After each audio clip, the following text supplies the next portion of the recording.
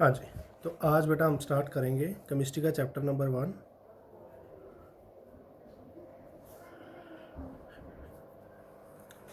Chemical reactions and equations. ठीक है, तो सबसे पहली हमारी डेफिनेशन है केमिकल इक्वेशन। तो इसकी डेफिनेशन है the symbolic representation of a chemical reaction is called a chemical equation. ठीक है, तो सबसे पहले तो केमिकल रिएक्शन क्या होती है। तो बेटा जब भी कोई दो सब्सटेंस रिएक्ट करते हैं आपस में, और रिएक्ट करने के बाद जब वो नया प्रोडक्ट बनाते हैं तो उस चीज़ को हम बोलते हैं केमिकल रिएक्शन। ठीक है, I am repeating once again. जब भी कोई दो सब्सटेंस आपस में रिएक्ट करें तो उनके रिएक्शन के बाद जो प्रोडक्ट बनेगा उस चीज़ को बोलते हैं केमिकल रिएक्शन। जैसे यहाँ पे एक एग्जांपल है, मैग्नीशियम को जब हम बर्न करते हैं इन द प्रेजेंस ऑफ ऑक्सीजन तो हमारे पास एक नया सब्सटेंस प्रोड्यूस होता है, उसका नाम है मैग्नीशियम ऑक्साइड। ठीक है, तो अब केमिकल इक्वेशन क्या होता है, किसी केमिकल रिएक्शन को रिप्रेजेंट करने के लिए जो हम सिंबल्स यूज़ करते हैं उसी को हम बोलते हैं केमिकल इक्वेशन। तो अभी ये जो मैंने एग्जांपल दी इसमें मैंने सिंबल तो नहीं यूज़ किए, इसमें मैं वर्ड यूज़ कर रहा हूँ, वर्ड इक्वेशन बना रहा हूँ। जैसे मेरे पास मैग्नीशियम को मैंने बर्न किया था इन द प्रेजेंस ऑफ ऑक्सीजन, तो मेरे पास बना मैग्नीशियम ऑक्साइड। तो ये भी एक तरह की केमिकल रिएक्शन है, बट इसमें हम रिएक्शन को in terms of words represent कर रहे हैं। ओके, चलिए आगे देखिए। अगली डेफिनेशन है what is reactant. The substances that undergo chemical change in the reaction are called reactants. तो एग्जाम्पल से समझते हैं। जैसे यही रिएक्शन है, मैग्नीशियम को बर्न किया इन द प्रेजेंस ऑफ ऑक्सीजन, तो जो सब्सटेंसेस को हम आपस में रिएक्ट करवा रहे हैं उनको बोलते हैं reactants. They are known as reactants. जिन सब्सटेंसेस को हम रिएक्ट करवा रहे हैं उनको बोलते हैं रिएक्टेंट्स, और रिएक्शन होने के बाद जो नया सब्सटेंस प्रोड्यूस होगा उसको बोलते हैं प्रोडक्ट। तो अगली डेफिनेशन है प्रोडक्ट की, the new substance formed during the reaction is the product. I hope आप लोगों को समझ लग गया होगा। मैं एक बार दोबारा से रिपीट कर देता हूँ। रिएक्टेंट वो सब्सटेंसेस होते हैं जिनको हम रिएक्ट करवाते हैं, और प्रोडक्ट वो सब्सटेंस होता है जो रिएक्शन होने के बाद फॉर्म हुआ होता है। समझ रहे हो? चलिए, अब ये जो मैंने वर्ड इक्वेशन लिखी थी इसी को मैं सिंबॉलिक रिप्रेजेंटेशन के साथ एक्सप्रेस करूँगा आगे। तो symbolic representation of a chemical reaction. तो मैग्नीशियम के लिए हम बस सिंबल यूज़ करेंगे Mg, ऑक्सीजन के लिए सिंबल यूज़ करेंगे O2।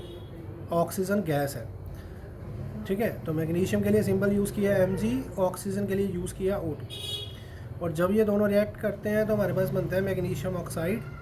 तो इसको भी मैंने सिंबॉलिकली रिप्रेजेंट कर दिया यहाँ पे। ठीक है जी, ओके।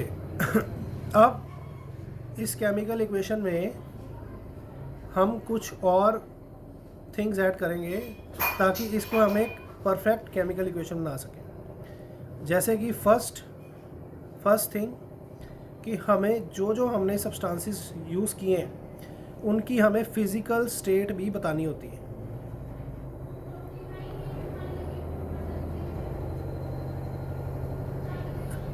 जैसे magnesium is present in solid form, S का मतलब है यहाँ पे solid form. Oxygen is present in gaseous form. अब इन दोनों के बाद रिएक्ट करने के बाद मैग्नीशियम ऑक्साइड बन रहा है और ये वाइट कलर का पाउडर होता है, it is also a solid form. ठीक है, तो चलिए पहली रिक्वायरमेंट फुलफिल हो गई कि हमें फिज़िकल स्टेट इनकी रिप्रेजेंट करनी है। सेकेंड थिंग, हमें इसको बैलेंस भी करना होता है। ठीक है, आगे मैं बैलेंस की डेफिनेशन बताऊंगा, बट यहाँ पे बैलेंस का मतलब है कि जो नंबर ऑफ एटम्स हैं ऑफ रिएक्टेंट और product they should be same on both sides.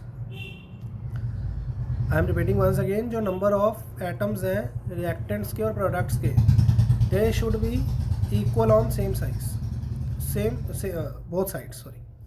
ठीक है, तो जैसे कि यहाँ पे ऑक्सीजन के 2 एटम हैं और यहाँ पे आप देख पा रहे हो ऑक्सीजन का 1 एटम है। तो इसको बैलेंस करने के लिए मैं इस इक्वेशन के आगे 2 लगाऊंगा। तो 2 लगाने से क्या हुआ, ऑक्सीजन 2 हो गए। अब ये 2 जो लगाया ना, ये इसके कारण मैग्नीशियम भी 2 हो गए और ऑक्सीजन भी 2 हो गए। बट इधर मैग्नीशियम 1 है, तो इसके आगे भी मैं 2 लगा दूंगा।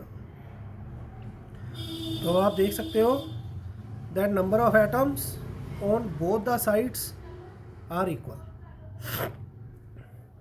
ठीक है जी। तो अब ये जो हमने केमिकल इक्वेशन बनाई है, ये एक केमिकल रिएक्शन को रिप्रेजेंट कर रही है। तो chemical equation represents a chemical reaction. ठीक है जी। चलिए अब आगे चलते हैं।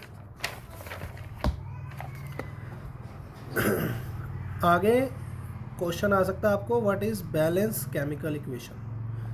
अभी मैंने बताया आपको पिछली रिएक्शन में, पीछे जो रिएक्शन करी हमने, that in chemical equation the number of atoms of reactants and products should be equal on both the sides। तो यही लिखा है, the chemical equation in which the number of atoms of different elements are equal in reactant side and product side। तो ये आ जाएगी definition of balance chemical equation। चलिए अब एक क्वेश्चन आपसे पूछा जा सकता है, why should chemical equation be balanced. Okay, तो हमने 9th में एक लॉ पढ़ा था, according to law of conservation of mass the total mass of product must be equal to total mass of reactants.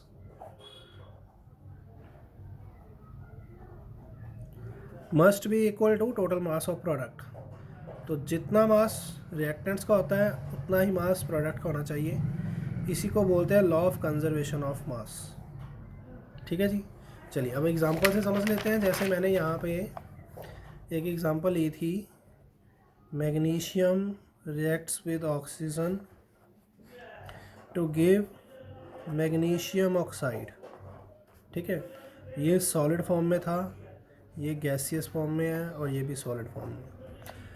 अब चलो बैलेंस करते हैं पहले। तो इधर ऑक्सीजन 2 एटम है, इधर 1 है, तो आगे 2 लगाएंगे। अब 2 लगाने से मैग्नीशियम भी 2 हो गए, तो इधर भी 2 लगाना पड़ेगा। ठीक है बेटा। चलिए अब मासिस को देखते हैं कि ये इक्वल है या नहीं। तो बेटा देखो, मैग्नीशियम का एटॉमिक मास होता है 24। तो मैग्नीशियम के 2 एटम्स हैं, तो 2 × 24 48। एक ऑक्सीजन एटम का मास होता है 16, 2 हैं तो 32। ठीक है, तो टोटल कितना हो गया बेटा, ये टोटल हो गया 80। अब इधर देख लेते हैं मैग्नीशियम। अब ये पूरा मॉलिक्यूल है। तो मैग्नीशियम का 24 जब मॉलिक्यूल होता है तो मासिस को ऐड कर देते हैं, इसका 16 और इसके 2 मॉलिक्यूल हैं तो इसके आगे 2 लगाएंगे। तो 2 × 40 ये भी आ गया 80। तो total mass on reactant side must be equal to total mass on product side. ठीक है जी। चलिए आगे चलते हैं। आगे है कि how will you identify whether a chemical reaction take place और नॉट। तो वेरियस ऑब्जर्वेशंस क्वेश्चन है, how will you identify whether chemical reaction take place or not। ठीक है जी। चलिए अब various observations help us to determine whether a chemical reaction has taken place। तो 4 ways होते हैं हमारे पास। First, change in state. Second, change in colour. Third, evolution of gas. Fourth, change in temperature. Okay, अगर इनमें से कोई भी चेंज आ रहा है तो you will say that reaction take place, chemical reaction takes place. अब इसको बेटा कैसे समझेंगे हम, एक एग्जांपल लेते हैं। एनसीईआरटी में आपकी एक्टिविटी दी हुई है ऑन द पेज नंबर 2। ये एक्टिविटी में आपने एक कॉनिकल फ्लास्क लिया है, ठीक है, और इसके अंदर आपने जिंक के ग्रैन्यूल्स डाले हैं, ठीक है। तो जिंक के जब ग्रैन्यूल्स डाले उसके बाद हमने इसमें डाला डाइल्यूट सल्फ्यूरिक एसिड, ठीक है। तो मैं यहाँ पे रिएक्शन लिखता हूँ कि हमारे पास एक कॉनिकल फ्लास्क है और उसके अंदर हमने जिंक के ग्रैन्यूल्स डाले और साथ में डाला हमने सल्फ्यूरिक एसिड, ठीक है। तो बेटा ये तो होगा सॉलिड और ये एक्वस बोल सकते हो क्योंकि इस सल्फ्यूरिक एसिड में वाटर भी ऐड होता है। एक्वस, एक्वस का मतलब होता है when something is dissolve in water, ठीक है। अब बेटा जब तुम इन दोनों को रिएक्ट करवाओगे ना, जब तुम दोनों को मिक्स करोगे तो एक रिएक्शन होगी। अब उस रिएक्शन के बाद आपके पास बनेगा जिंक सल्फेट, ये भी एक्वस, और साथ में एक गैस निकलेगी, वो गैस होगी हाइड्रोजन गैस, ठीक है। अब यहाँ पे आप देख सकते हो कि इन्होंने एक ग्लास ट्यूब लगा रखी है, तो इस ग्लास ट्यूब से हाइड्रोजन गैस आपको बाहर की तरफ लिबरेट होती हुई नज़र आएगी, ठीक है। अब बेटा तुम्हें कैसे पता ये हाइड्रोजन गैस है, तो इसके लिए एक एक्टिविटी होती है कि आप यहाँ पे एक कैंडल, बर्निंग कैंडल इसके पास लेके जाओ, ठीक है। तो जब बर्निंग कैंडल इसके पास लेके जाओगे तो आपको पॉप साउंड सुनाई देगा, ठीक है। तो पॉप साउंड से आपको पता चलता है कि that gas is hydrogen gas, समझे। अब देखो, अब इस रिएक्शन से मुझे क्या पता चला, देखो एक तो जब रिएक्शन हुई तो क्या निकली, गैस निकली, तो क्या एवोल्यूशन ऑफ गैस। तो अगर किसी रिएक्शन के बाद गैस प्रोड्यूस हो रही है तो इसका मतलब वो केमिकल रिएक्शन हुई है। अब एक चीज़ और है कि जब आप ये रिएक्शन करवाओगे ना तो ये जो बीकर है ये गर्म हो जाएगा, इट विल गेट हीटेड, ठीक है। तो इस रिएक्शन के साथ साथ हीट भी लिबरेट होती है, तो इसमें चेंज इन टेम्परेचर भी आ रहा है, समझ रहे हो। अब चेंज इन स्टेट ये कैसे, देखो जो जिंक है ना ये था सॉलिड, पर जब आप इसको सल्फ्यूरिक एसिड में डाल दोगे तो आप कुछ टाइम के बाद देखोगे भी ये जो सॉलिड था ना ये पूरी तरह सल्फ्यूरिक एसिड में डिज़ोल्व हो गया, जिंक सल्फेट बन गया।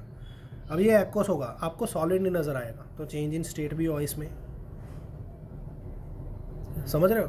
तो ये तो 4 अलग अलग ऑब्जर्वेशन है जिसकी हेल्प से आप ये आइडेंटिफाई कर सकते हो कि whether a chemical reaction take place और नॉट, ठीक है। अगर इसमें से कोई एक भी हो रहा है तो मतलब केमिकल रिएक्शन हुई है, गॉट इट। चलिए आगे देखिए, आगे है टाइप्स ऑफ केमिकल रिएक्शन। तो फर्स्ट है कॉम्बिनेशन रिएक्शन।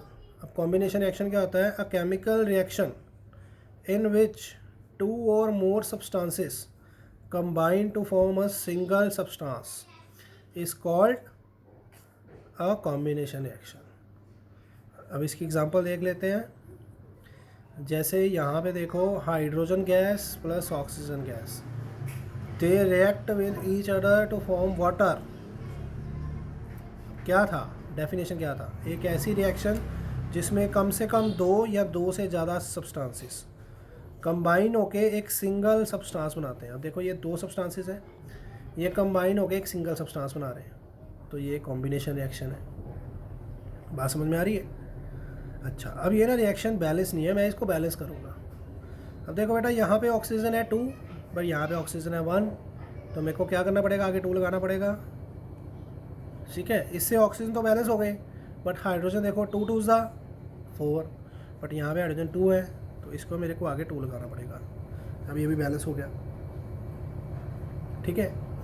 अब नेक्स्ट रिएक्शन देख लो, carbon reacts with oxygen, carbon when burn in the presence of oxygen. Actually में कार्बन को बर्न करना पड़ता है in the presence of oxygen, तो क्या बनेगा, कार्बन डाइऑक्साइड, ठीक है। जो हमारे फ्यूल्स होते हैं they also contain carbon compounds, तो उसमें से कार्बन ऑक्सीजन के साथ रिएक्ट करके क्या बनाता है, कार्बन डाइऑक्साइड। तो इसमें भी 2 सब्सटेंसेस रिएक्ट कर रहे हैं और एक प्रोडक्ट बन रहा है। तो जब 2 या 2 से ज़्यादा सब्सटेंसेस रिएक्ट करें और एक प्रोडक्ट बने उसको बोलेंगे कॉम्बिनेशन रिएक्शन। ठीक है बेटा, चलिए आगे। फिर ये कैल्शियम ऑक्साइड, इसको क्विकलाइम भी बोलते हैं, क्विकलाइम, ये तो इसका कॉमन नेम हो गया, केमिकल नेम इसका होता है कैल्शियम ऑक्साइड।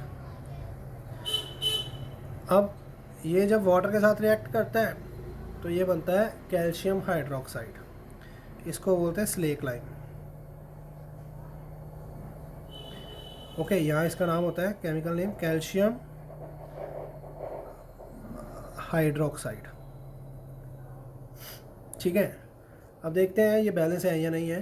देखो इधर कैल्शियम 1 है, इधर भी कैल्शियम 1 है।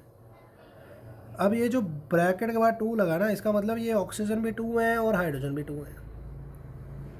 ठीक है, तो इधर देखो ऑक्सीजन 1 एंड 1 2 और हाइड्रोजन भी 2, तो ये बैलेंस है। ठीक है, चलिए आगे चलते हैं।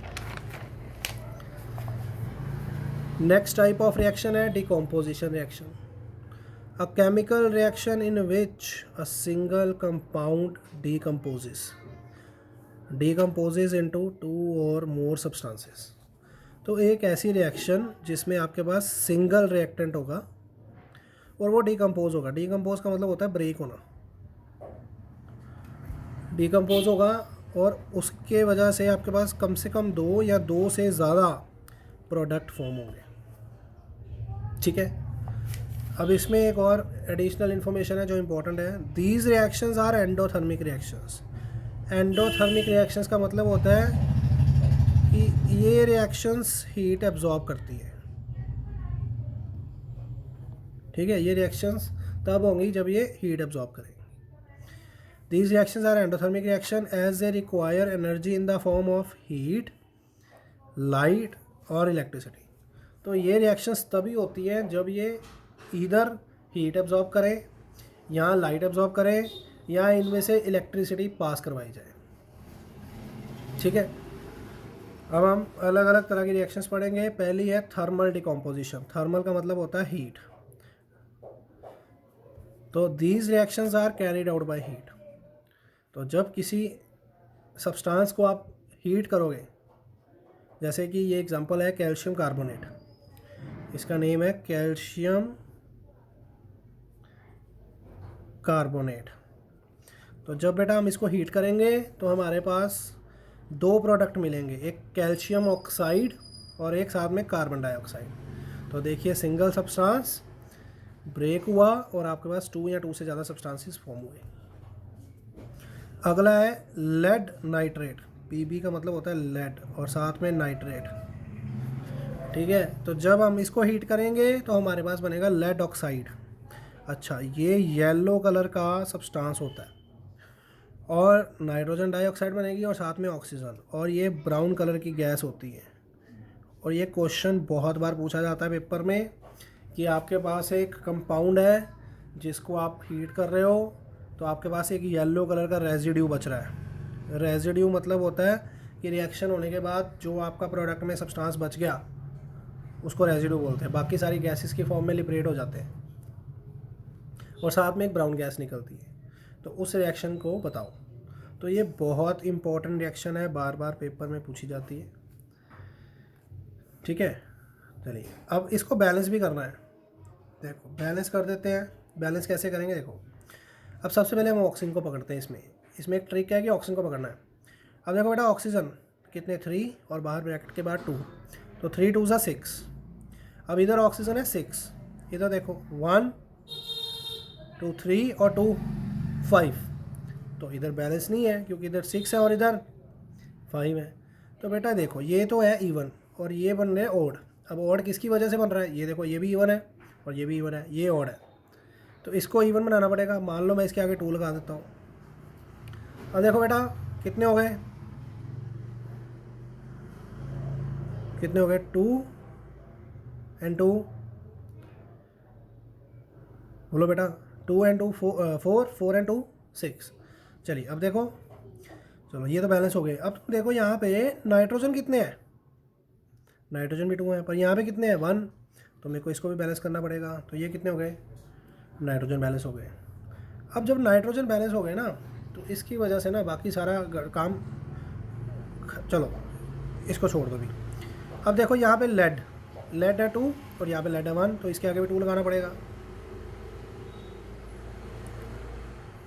समझ रहे हो, इसके आगे भी 2 लगाना पड़ेगा।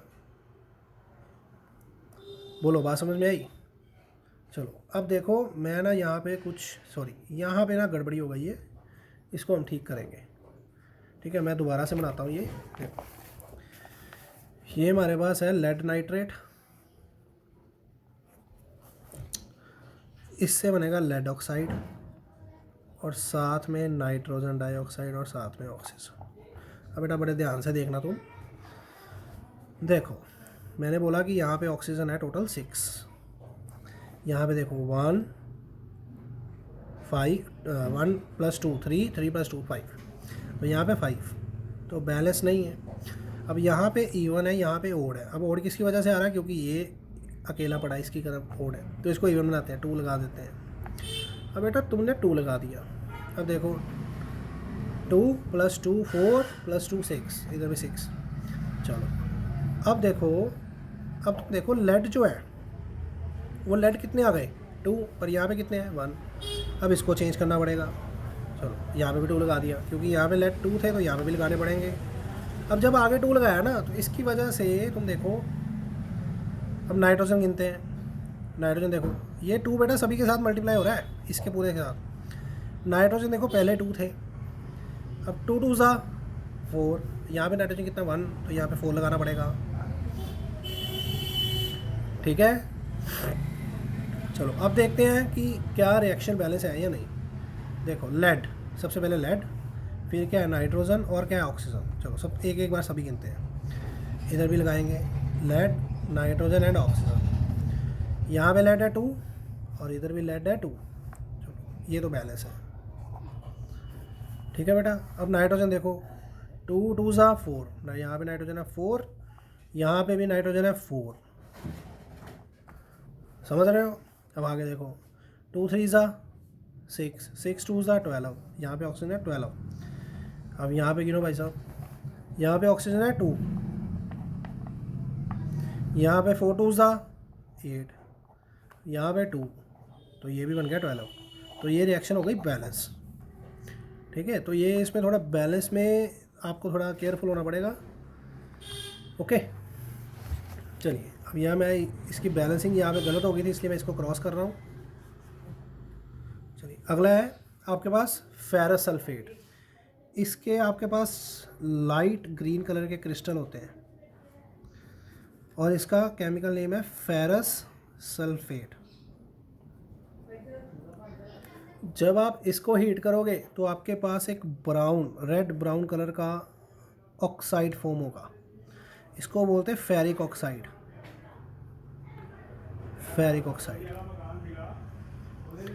और साथ में बनेगा सल्फर डाइऑक्साइड और साथ में सल्फर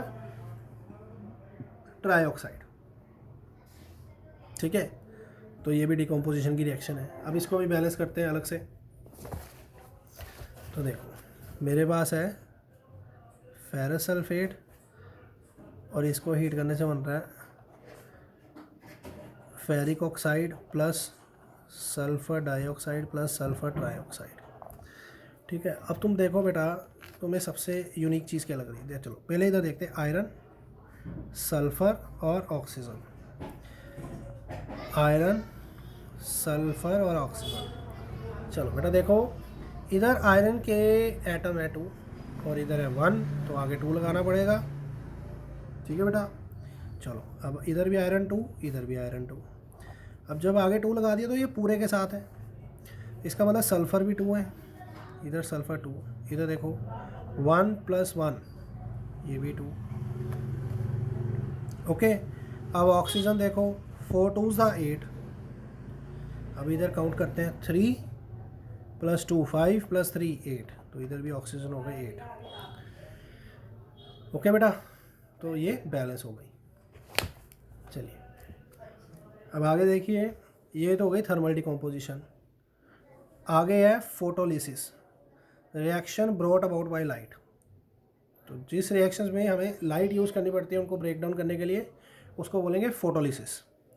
तो जैसे मेरे पास यहाँ पे है सिल्वर क्लोराइड, ये सॉलिड है, जब इस पे, अच्छा ये होता है वाइट कलर का, इसका नाम है सिल्वर क्लोराइड। ठीक है, एक मिनट।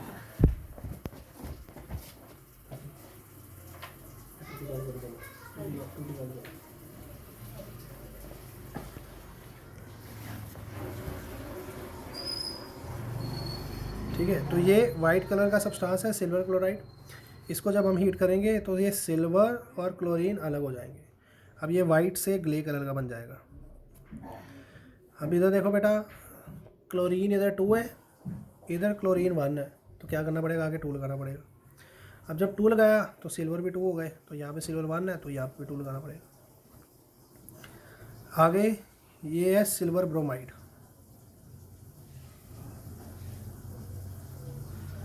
ठीक है, इसको भी आप जब सनलाइट की वजह में हीट करते हो, सिल्वर अलग हो जाता है, ब्रोमीन अलग हो जाता है।